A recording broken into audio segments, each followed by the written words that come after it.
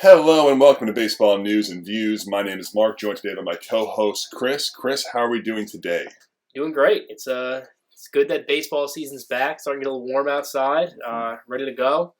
Been watching a ton of baseball this week, and it feels good to be back. Definitely. This is something we've been talking about too. We've kind of always wanted to come back and record once or twice a week and really get our thoughts out there. Like you said, it's a great time of year right now. I think the key word is hope. Right now, for 27 of the 30 teams or so, there's hope. There's actual, what if this is the year for our team? Of course, the team's not being so. Looking at Oakland, maybe like Colorado and Washington, but everyone else, expanded playoffs, they got a shot. Yeah, it seems like everyone's really got a shot. I mean, we're filming this a week into the season, so we kind of have a little insight on what teams are starting out good. And, I mean, it doesn't really matter because it's so early, but Of course. What teams just look dreadful, we kind of have an idea. Like the Pirates, for example, I know we're getting a little too into it quick, but they're 5-2. It's like, all right, they could be exciting. Then you get a team like the Nationals where it's like, are they going to win 15 games this year? Yeah, they just have nothing going on. Like you said, we are doing this about a week into the season now, so a little bit late here, but we are going to do our predictions on the season in terms of the division winners, the award races, and it's going to be a good time. We'll start with the East. We're very familiar with the East, both the NL and AL. I'm a Met fan. Chris is a Yankee fan. We'll start with the AL East. Chris, what do you think happens here? I'm sure you're leaning Yankees, but what do you think happens here? Yeah, I mean, I think it's going to be a good division, as it always is. You got, I think, 4 teams that are going to be fighting for the playoffs. I think Baltimore could definitely give a run for that 6th spot. That was my question. They said 4 teams, so Baltimore, You see. I think Baltimore can get a run for the 6th spot. I mean, what really helps the AL East teams this year is a balanced schedule. So you're not going to get all these central teams beating up on the Royals and the Tigers. It's going to be more balanced, so it's going to help them out. I think the Red Sox are probably the only team that can't see doing anything. Like just a week in, and just like it wasn't high on them coming in, but they just have no pitching at all. It's really tough to see them doing anything. With the top, I mean, yeah, obviously I'm a Yankee fan. I'm biased. I think the Yankees will win the division. The Rays and Blue Jays are both good. I think they're both going to be playoff teams too. So yeah, anything could really happen though. Yeah, I agree with that. And we were talking about Boston yesterday. Surprisingly, they do sit at 3-4 right now. I feel like they're 1-6 based on what we've been watching, but they're 3-4. They've gotten some nice contributions early on from Adam Duvall, a few other guys you probably wouldn't be expecting. But they're probably bottom dwellers for sure. But I think Baltimore's kind of close there with them. I know they made some strides last year. They really disappointed me this offseason. They brought in Kyle Gibson, Adam Frazier coming off their first relevant year in six years or so. They had a chance there to kind of push the envelope. There were some rumors like a Jacob deGrom type of guy would come there, and they kind of just did nothing. Yeah, they really kind of dropped the ball with that. They're really hoping on these these prospects to come up and really help them. But I'm not really high on them. I don't think they're going to do it, but I think they definitely have the excitement to them where they could. I think they could go on a run like that. They do have the guys like Adley. I love Santander. I like Henderson. I think Mullins is great. I think they could do something. I think I'm just more high on them than Boston, but I don't really believe in them so much, but I think they'll have a chance. Okay. That's what I'm getting at. The other 3 teams I think are pretty much locks for the playoffs. Yeah. Let's dive a little bit more into the top there. I do like the Blue Jays a lot this year. I think kind of top to bottom, they're just a very, very strong team. I kind of want to ask you in regards to the Yankees. I know, like you said, you're a little bit biased, but do you really see them as this powerhouse team that we've kind of seen them in years past? Because I look at that Yankees team right now, and there are a lot of injuries going on. But yeah, with the exception, the Judge is amazing, MVP, Garrett Cole's awesome, probably the Cy Young winner. After that, I mean, they have some nice pieces here and there, but I feel like they're just very, very. Their offense is very vulnerable, but I mean, healthy, they probably have the best pitching in the league. I mean, that's really tough to match. Between that top 4 is crazy. Cole, Severino, Rondon, and Cortez is pretty great. And I think they'll hit enough. They got Judge, obviously.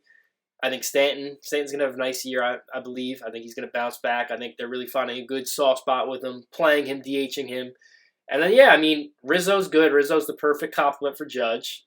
And then you got DJ and Glaber, who are the really keys to the season for them. And obviously they got the kids, Volpe and Peraza and Cabrera, and I don't know. I think I like that athleticism that they added in that sense. They run a lot more. They do hit home runs. But I don't want to dive too much into the Yankees because I know we're carrying on everything. But I do like the mix they have going on, especially with that pitching. All right, the last touch here in the AL East. It's kind of funny here. In regards to Tampa Bay, I feel like you and I, and really the whole baseball world, just kind of looks at them in this light where it's like, they're going to be good. They're always good. They're always consistent. They're going to make the playoffs. They'll probably lose. It's just like, it's a very weird feel because they've built a very sustainable model here. Like, it's been like a good amount of time, probably half a decade of being like a 90-win team here. And we're just kind of always looking at them like, yeah, it's the Rays, you know? Because that's just what they do. I don't know. Like, I was just thinking about this too the other day. Like, everyone, I always say they just lose in the playoffs. But then you get the writers who are like, oh, well, in 2020 they went to the World Series. But 2020 was a 60-game season. The COVID season. They arguably ruined three guys' careers, three of their best pitchers' careers. Tyler Glasnow, Nick Anderson, and who was the other reliever that they would throw? Fairbanks. I think he had a decent year last year, but he was one of the main guys. And they kind of they threw their careers off course. And they were pitching these guys every day. The playoffs that year was no breaks. These guys were pitching every single day. And that's why they did it. You know, like they were able to do that. You can't do that in a real season. They saw an opportunity and they tried to capitalize on it. And like you said, there's probably some career problems along the way, especially for Nick Anderson, who was like their guy who they pitched almost every day in that playoff run, famously when they brought him in for Chris Sale, Blake Snell, excuse me. Snell, They brought him in like the fifth inning. Everyone was shaking their heads and he blew it. And it was like his fourth day in a row working. So I was kind of like, yeah, what do you expect to happen? But yeah, it's just kind of a blah feel about the Rays. For me, I'm taking the Blue Jays. For you, taking the Yankees. Yeah. All right. Yeah. So done with the AL East there for the time being. We'll go over the NL East now. I think it's a little bit more cut and dry. I think we're both going to have the same answer here. Like I said, huge Met fan here, but the Atlanta Braves are ridiculous. Like from top to bottom, this team is just off the charts. Pitching, hitting, fielding. They just do everything incredibly well. Yeah, they're. I was actually watching them last night. They were playing the Padres. That was a great game. It was really good. But I was just looking at that lineup and just that team, and I was like, this team is insane. I was actually playing a game in my head. I was like, if you were to tell me with no context the top payrolls in baseball, I think without a doubt, I would say the Braves and Padres have to have the highest payrolls in baseball. Yep. Just by looking at the rosters, you know what I'm saying? Like, I'm just like, every guy who comes up, I'm like, man, like, all these guys on the Braves are just, that team is incredible. And they're all so young. We always make the jokes because they sign these deals when they're 21 years old. The Braves lock them up for life. I mean, some of them are like semi-fair. Then you got the Ozzie Albies deal where he gets like $5 million a year for the next 8 years or something ridiculous. So yeah, I mean, they have a model that works. They get the guys they want, and they seem to be willing to sign. With the exception of Max Fried, they've gotten everyone they wanted locked up. So I think it's kind of boring there. We're both going with the Braves to win. My Mets are going to make the playoffs. They're going to win their 90 games, I think. Yeah, they should. They'll definitely make the playoffs. I just think there's like a 10-game gap with the Mets and the Braves. I think we're looking at like 100 versus 90 in terms of the win total. You're going to get a lot of hate for that from the PlayStation party. They're going to hate that one. I'm trying to be a realist. Maybe I'm a little bit pessimistic. Maybe I am. But the Mets have a lot of flaws with their team. Let's get into the Mets, yeah. A lot could go right. A lot could go terribly wrong. I was making a joke today, but it's feasible that if things don't go correctly, I mean, like, it's so ridiculous to say here in the first week of the season with a $4 million payroll, but, like, there's a scenario where they could be sellers in this situation. I was kind of, like, half joking about it, but at the same time, I was like, Max is 40, Verlander's 40. If this doesn't go right in the first half of the season, you probably look to move them and try to retool for next season, which, again, it sounds ridiculous. You're paying these guys $40 million a year, but there's a world where that could be what happens here. Yeah, I agree because the age always did. We talked about it when you go to the gym. I mean, the age always did worry me. Like, the Mets put a lot of stake in two 40-year-old pitchers, which is it's tough. Like, and Carrasco's 37. Carrasco, even Senga, he's old. Like, he's not a kid. Yeah, he's like 30 years old. I think. Like everybody's kind of just everyone's up there. That's a lot of innings. Like Verlander's already hurt. Verlander's hurt Start already. The year. And you know what with Senga too? I think he's going to be good, but a lot of the guys when they come from Japan, they never pitch this much. Yep. So this might be a thing where they might need him early in the year because he's injuries, and they might not be able to give him the rest he needs. And then August comes around, and he's got a dead arm. It's very true. He looked really, really impressive this spring in his got first game against the Marlins. But durability is always the thing for these guys that come over. We don't know how many innings they can go, the workloads. We always say they have different balls there, like because of the blisters, and there's a lot of different aspects. where I love what I've seen so far, but you're 100% right. They're going to be asking a lot from him in the early going here. They've already lost Quintana and Verlander. They had Peterson and McGill in their rotation from the get-go, which was not supposed to happen. Not yet. So they're being tested early here, and the lineup is just not very good. I don't like what they're doing here with the prospects. They had Beatty in AAA crushing it, with Eduardo Escobar hitting 2 for 25 out of the gate. It's just, they're making very questionable decisions here, and I feel like they might be getting too cute. And I don't know. What I was going to say is, I know this is probably unpopular opinion, but when you get a guy like Buck, you kind of get that energy where, like, he is older and he'll be like, let's play the old veteran instead of playing a kid. Because they did that with the Orioles, too. And, like, people were like, oh, they brought up Machado. Like, Ryan Flaherty had a job with the Orioles for 5 years when he probably shouldn't have been in baseball. And Buck was a guy, he comes to the park every day. He's a pro. He could play. Like, that's literally like how like old school baseball minds think in that sense. Like, it's very true. There is some good things to it, but then there's things like that where it's like he's a pro. But it's like, what does that mean? He's a pro. Pushing what you're saying even more. I remember last week he said it was one of the hardest decisions he had to have when he told Darren Ruff he didn't make the team. Which again, like Darren Ruff was horrible. He was atrocious. Yeah. Which like I get it. Like these are real people, and like Buck knows that. But at the same time, it's like it wasn't a tough decision. It was a 37-year-old who couldn't hit. It was like so. It's one of those things where like you're exactly right, and also. Today they called up Francisco Alvarez, their number 1 prospect, number 3 prospect in the sport, and he was immediately talking about how he's going to back up Nito. Everyone's like, Nito can't hit. Why? It doesn't make sense. It's not how you treat a prospect. But I mean, another thing, back with payrolls, I think we could say this with both our teams.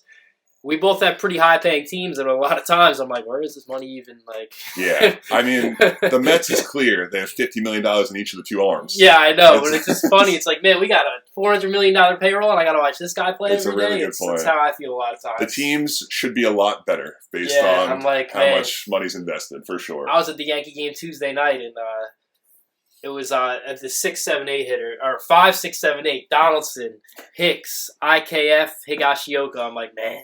This is an expensive team. I'm surprised you went. Well, I mean, it was a nice day. I didn't really. It's early in the year.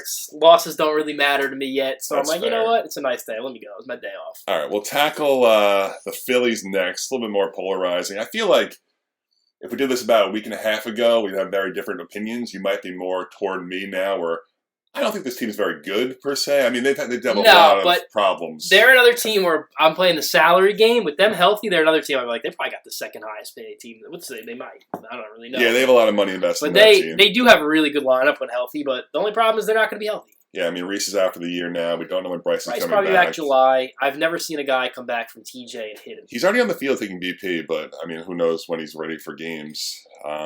Trey Turner's awesome. Romuto's awesome. Trey Turner's great. But the rest of these guys are just, Schwarber too. The rest of these guys are just a lot of the same player too, which is a little bit of like defensive singles guys. No, like they can't. Like they're a lot of the same. Like Schwarber, Castellanos, like all these guys. Like they kind of do the same thing. It's like home run or nothing. Yeah, it's kind of. I don't know how much they mesh, but I was talking about the compliment players are kind of like I actually was going to say I do like their compliment players. I think Bryson Stott's going to have a good year. I like him. I like Bryson Stott, and I do like Alec Boehm a lot. Okay. So I do like those guys, and I do like the Phillies lineup. And I'm not going to lie to you though. I don't sound stupid. I'm not a big Aaron Nola and Zach Wheeler guy. Like I don't think they're as good as people really make them out to be. Like I love Wheeler. I think Nola's always been a little bit dicey for me. Yeah, and then who else they have after that? That's really the problem. It's Taijuan Walker, who they're giving $20 million a year to. It's Ranger Suarez was hurt, and Bailey Feltner. It's not pretty behind those two. No, and with these injuries, they're going to have a tough start. Yeah, they're going to have a really tough start. Do you see them overcoming that and making the playoffs? I wouldn't be shocked, honestly. Okay, I wouldn't be shocked if they could make the playoffs. We'll lock in the playoff picks at the end. Yeah. But, let's try to get through the rest here. You got Miami and Washington. Washington, we don't have to talk about their bottom feeders. Miami's doing some interesting stuff here. They have some different players in there. Still kind of looks like the same results, like one-run games every day. But yeah, they're interesting. They're trying. They're trying. They I wouldn't be shocked if they had like a July hot streak where it's like, oh wow, the Marlins are 500. Yeah, I mean with that pitching, you can win any night, so it's definitely plausible. But yeah, not a ton to talk about there, with the exception of Jazz is running around in center field dropping balls, and he's their best player. You should probably figure that out if you're the Marlins. But closing out with the East here, we're both in the Braves in the National League. Yeah, it'd be hard not to pick the Braves. Yeah. Moving over to the Central now, we'll start with the American League again. It's always kind of a parody in the American League Central. You got, I think, 3 teams that should be relatively decent here, and the Twins, Indians or Guardians and White Sox, and then kind of two bottom dwellers with the Tigers and the Royals.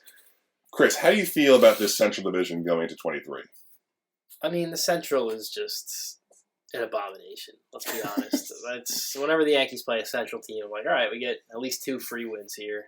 What do they beat the Twins 24-0 in the playoffs? You beat the Twins, you beat the White Sox, you beat the Guardians, you kill the Tigers, you kill the Royals. But anyway, back to that. That's my Central rant. I'm happy it's a balanced schedule now because I think the Central winner is probably going to be around 500. Like I think they're yeah. I mean, could you see any of those teams being that much over 500? I mean, I think the safest bet, my lowest floor is the Guardians, and my highest ceiling is the Twins. I hate the White Sox. I think the White Sox. Yeah, I think the White Sox are. I'm so out on the White Sox. I don't know. That team just does nothing for me. All these guys get hurt nonstop. Yeah. Eloy Jimenez cannot stay on the field. Luis Robert cannot stay on the field. I love Tim Anderson. I do think Yo Moncada is going to have a good year. I do like the improvements he's made. Man, other than that, I like Andrew Vaughn too, but that pitching, besides Dylan Cease, Lance Lynn is washed. Lucas Giolito stinks. You ready to say that Lance Lynn is washed? Yeah, I drafted him in fantasy, but I had to. I think he's washed. I think Lucas Giolito stinks. Yeah, I think they were definitely seeking a bounce-back effort from Giolito, and early on it does not look pretty for him, coming off a really, really bad season last year. No, I thought you were actually going to say White Sox, though, when you said the ceiling, because I think the White Sox have a very high ceiling. We just don't think it's going to get there, because you have the likes of Eloy Jimenez, like you said, who's already hurt. You have Luis Robert, who, if he plays, could be like a 30-30 guy. And I think the ceiling is there, but we kind of all just know it's not going to happen for the White Sox. Yeah, that's why last year I think I just chopped off a story on that house of the ceiling. I was like, you know what, the ceiling is not getting that high because they never do it. I have no faith in them. I like the Twins roster better than them at this point. They're interesting, the Twins. Yeah, I think they got the highest ceiling in that division. You're taking the Twins to win the division? No, I'm taking the Guardians. Okay. I'm going to go safe and take the Guardians. Yeah, that's kind of the boring option, but I think I have to agree with you there. They're just very sound from top to bottom. You know what you're going to get. Exactly. I know exactly what I'm going to get with the Guardians. And I think 85 wins the division with the non-balanced schedule. Yeah, another team I was disappointed in, though, like I said with the Orioles, where I thought they had a real opportunity to kind of get a real bat and put him behind Jose Ramirez. And they got Josh Bell, who's fine, but like he's not a needle mover. He doesn't really do anything. No, they don't make any moves like that, it's really stupid. It's really stupid. And like their fans try to embrace that, like, oh wow, we got our guys locked up, but they're really missing the point that they can actually have a really good team, but they never will. Like, they have this team locked up. They'll never win. It's like those Pirates teams we used to talk about. Yeah, exactly. They'll never win. One piece away, and it's just go do it. It's never going to work out. It's sad. And I hate when people say, "Oh, well, the playoffs are a crapshoot anyway." Not when you're that much worse than the other teams. It's not. Yeah, it's not a crapshoot. I mean, there was no chance they were winning. They went up 2-1 on the Yankees, but even so, we were all just like, "This is not going to happen." No, and even if it did, it would have been a huge upset. They would have got killed by the Astros. Like, it's crap. They played the worst. The Guardians Rays series was horrible. I was actually thinking about my drive here. That was the worst baseball game ever. The 16 innings, no runs. Terrible. They're a team, though, that could definitely benefit from the new rules. Yeah, they can benefit how they run around. For sure. How they play. They're going to steal a ton of bases. But even when their staff is already injured, too. So, I mean, like, their floor is obviously but like, I don't know. Who's down in that rotation right now? McKenzie's out. Yeah, McKenzie's got a shoulder issue. Like, I think Bieber's has kind of been pretty underwhelming since, I don't know, last year or so. Yeah, he is pretty underwhelming. And he looked like he was going to be awesome. I think his velocity has been dropping, and he's only like 28, and so I shouldn't really be having that issue right now. But I don't know. Pretty boring division. It's sad, though, because we're kind of mashing them, and we're both taking the Guardians. So we'll both take the Guardians there. I mean, I don't think things get much more fun in the National League Central. I think the Central is kind of always a parody amongst itself. I mean, heavy favorites here are the Cardinals. I think the Brewers are at least interesting to a degree, and then that's kind of it. I mean, no one thinks much of the Reds, the Pirates. I mean, the Cubs did Speak for yourself. Give me the 5-2 Pirates to win this division. Ryan Reynolds winning MVP. Is he still going to be there at the deadline? Yeah, he'll still be there. They're going to extend him.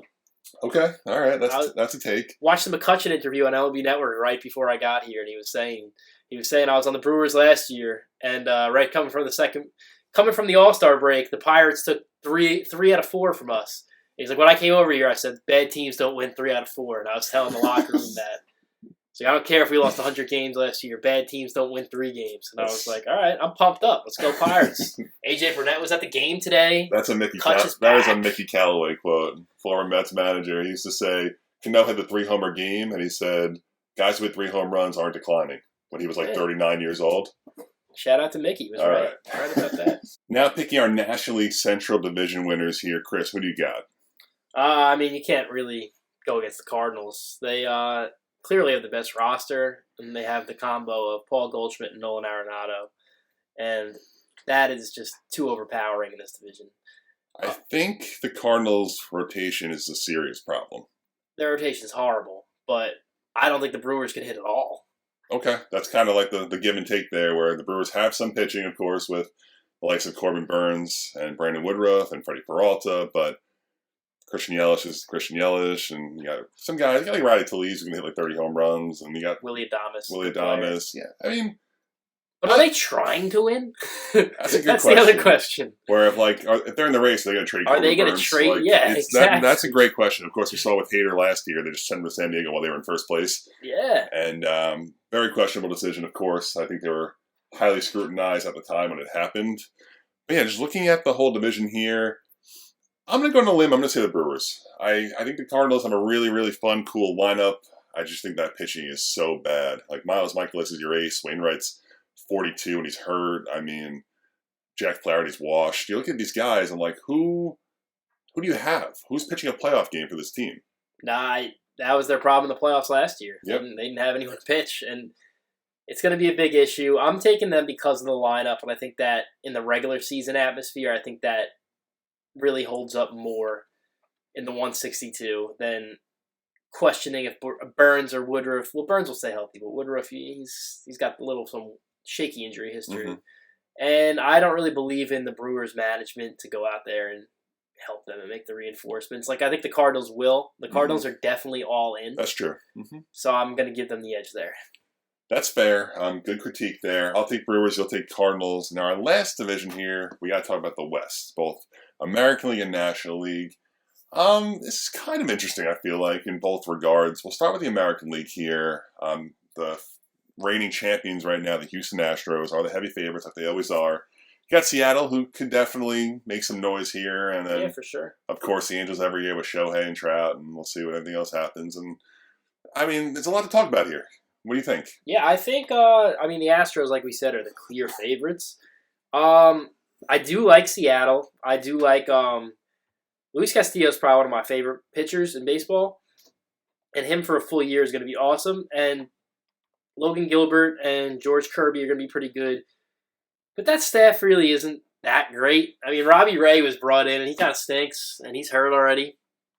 That lineup, they got Teoscar, they got Julio, they got Ty France. I don't think I'm as high on them as I was kind of in the offseason, and then I kind of saw them like actually play, and I was like, maybe this lineup isn't that great. Yeah, you like the Mariners a lot. I feel like the last 2 years you've kind of been on that train. I have been on that train, and I don't want to say I'm jumping off, but I'm not really that high on them. I think the Astros kind of cruise this division, and I think maybe even the Angels beat out the Mariners.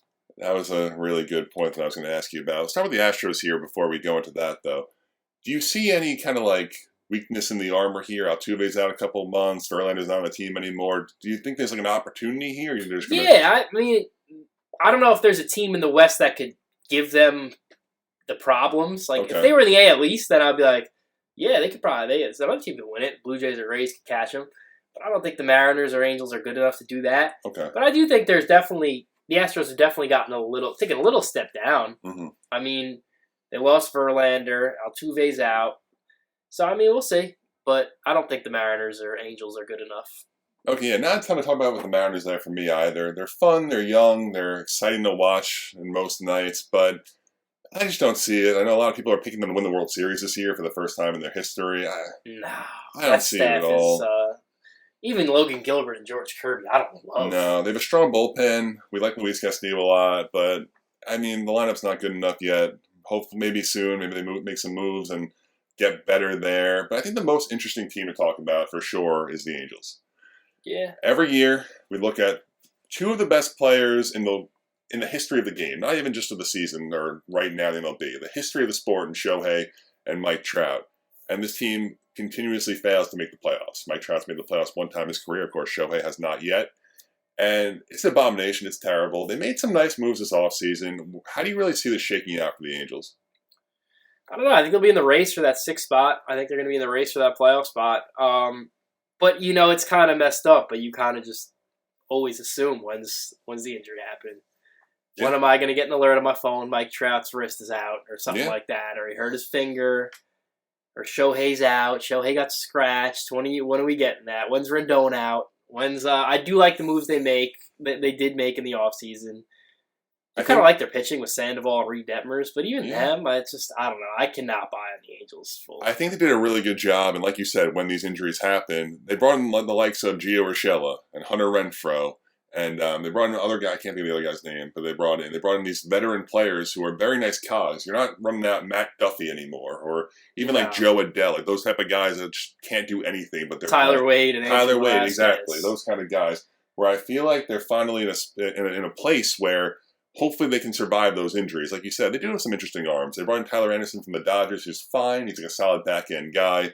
High ceilings for Detmers and Sandoval. I don't know about that bullpen. It's probably a little bit, but overall, I think they're a solid team. I want to see them be good. I'm pushing for them to be good. Hopefully it happens. Yeah, I'm hoping it happens too. And I think another team we can touch on is Texas. I mean, I think Texas they're in the same stratosphere as the Angels, honestly. Do you think so? Yeah, I think so. I think they are in the same tier. I think that they have the same. It's the same story with them. I think they have the same. They have talent. They definitely have talent. I like what they did. They kind of brought in a bunch of decent pitchers behind DeGrom. Mm-hmm. But I don't love them. But they're another team where I wouldn't be shocked if they outwon the Angels this year. Would you? I would be. You would be shocked? I see the Angels as a tier above them. They've done solid moves for sure over the last 2 years. They started off with Semien and Seager. This year they got in 5 pitchers. They got DeGrom, like you said. They brought in Heaney. They kept Martin Perez. They brought in all these guys, and it's good. It could work. I mean, they brought in Bochy. Bochy came out of retirement to manage this team. I don't think they're there yet. Of course, being a Met fan, I know DeGrom's going down when he goes down. Yeah, he's gonna be hurt, But I mean, if he doesn't, he's going to win Cy Young. So it's that simple. But I mean, of course, it's probably not going to happen. And then it's just Oakland at the bottom. I don't even talk about it. They're Oakland. So the AOS is pretty much question marks. I think I'm optimistic about the Angels. I'm pessimistic about the Rangers. I'm indifferent about the Mariners, and the Astros are going to win. Yeah. All right. The Astros are going to win. You throw the rest in a hat, shake it up, and see what you get. All right, so we have both of the Astros there. NL West here might be a little bit different here. You always just chalk it up as the Dodgers division for how many years have they won in a row? It's been... I can't... The Giants actually won it. You're right. They did win in 21. Besides that. But didn't they have the same record and they won the 163 or... No. They won by a game. I'm pretty sure they won by a game. They won 112 wins or something ridiculous. Yeah. Crazy year, but the Giants did do that, and it was Post's last year, right? Yeah, and I did win a future on that. I did. That's I did go impressive. to Vegas and collect 380 on that. So it's one of those years that would just never happen again. It's crazy. But anyway, Dodgers are a much different looking team now. Of course, Trey Turner's gone. They lost Corey Seager a few years ago now. Cody Bellinger's gone. They didn't really do a ton in terms of replacing these guys. I think even more so than our two teams, look at the Dodgers roster and be like, who's getting paid? Well, they're still paying Price and those guys. That's what I mean. Yeah. Their salary is their salary is massive, and that lineup stinks. Max Muncy's batting 4. He stinks. I mean, just thinking off the rip, you got Freddie making Freddie and 28, Mookie making 35. They make a lot of money. Kershaw probably makes money. Probably 20 or so, and I mean, I don't know where else it goes. I'm trying to think of the bullpen. Is there any big arm? No, they're gone. No. Kenley's gone. I mean, they're kind of doing a reset here of sorts, but I mean, I guess you kind of added up around the dime. Chris Taylor gets 15, these role player months he gets 15. So I guess when you add it all up, then it does come out to a lot of money, of course. But it's just a different look. Lost Justin Turner as well this offseason. Are they still the class of the National League West? Is kind of the question here. This is a hot take. I'll be shocked if the Padres don't win the NL West this year. Shocked. I'll be shocked. You're very confident in the Padres. I think they have a lot better roster than the Dodgers do. That's bearing Tatis comes back and he's Tatis. Yeah. even so, I think that the Padres are just a better baseball team. Okay. I was watching the Padres yesterday, and I know it's a hot take or whatever, but I mean, Blake Snell looked terrible. That's another story. But that lineup is just so good. Like, you compare that to the Dodgers lineup, it's like night and day. Oh, that's man. not even It's close. night and day. Like, even like their bench, like Matt Carpenter comes in, it's a 3-run shot. Him and Nelson Cruz platooning. Nelson Cruz is an RBI double today.